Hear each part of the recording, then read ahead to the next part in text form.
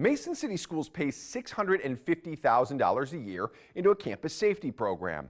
It's a lot of money when put side by side with programs like Fort Thomas or Cincinnati Public Schools, who don't pay a dime for a school resource officer.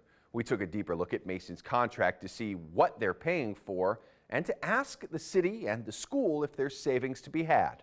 In the city of Mason, you will not find a school resource officer. Instead, they use the term campus safety officer.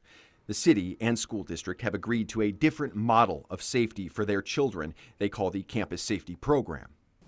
It's not a transactional thing.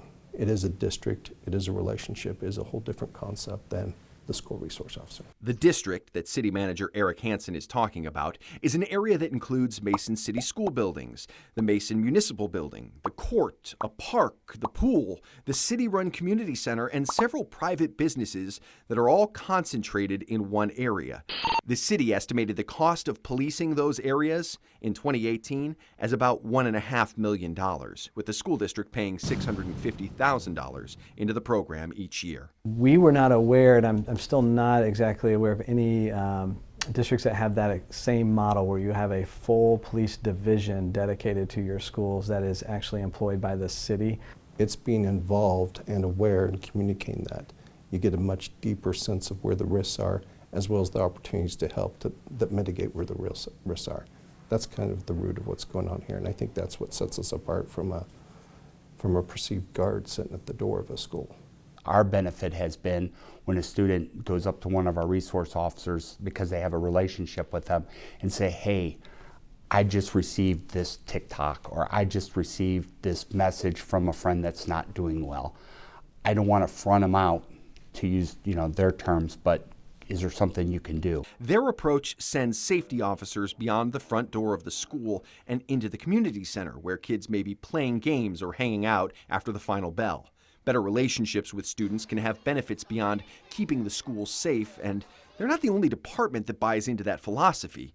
The only difference is when places like Fort Thomas buy in, it isn't costing the school district. That's true. Yep.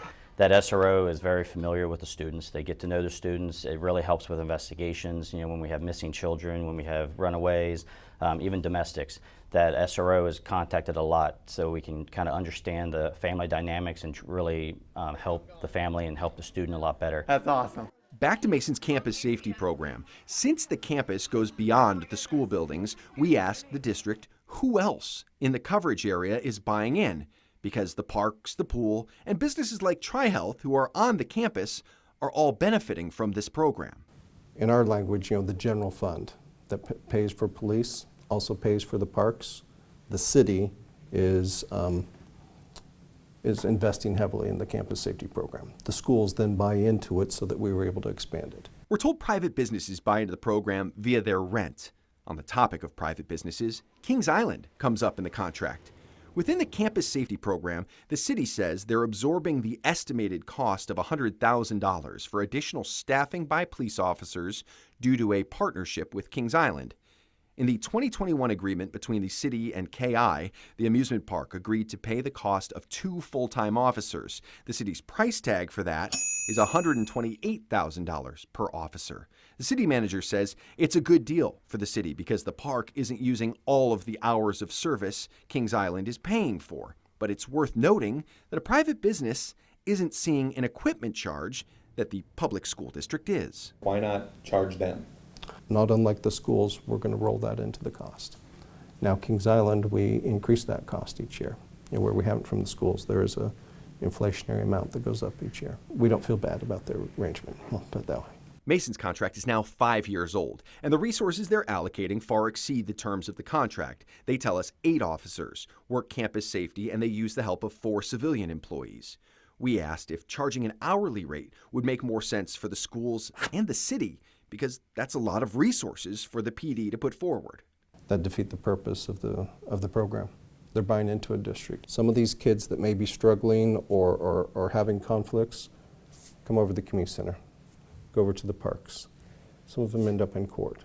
Some of them may be having trouble at home. It's that communication that goes on outside of the school hours, and that district really allows you to have kind of a consistent conduit throughout the community. In the 5 years their agreement has been in place, Mason City Schools says they haven't compared their costs to neighboring districts, nor have they investigated the cost savings of using an agency like the Warren County Sheriff's Office, who charges King's local schools 62.5% of the total cost of each deputy. No, we haven't explored looking at it again.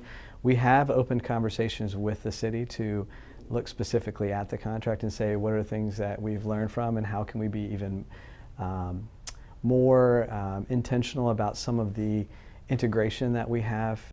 Both the city and schools in Mason were clear they have a good working relationship. Our goal was to take a critical look at one of the largest per SRO costs for a tri-state school district.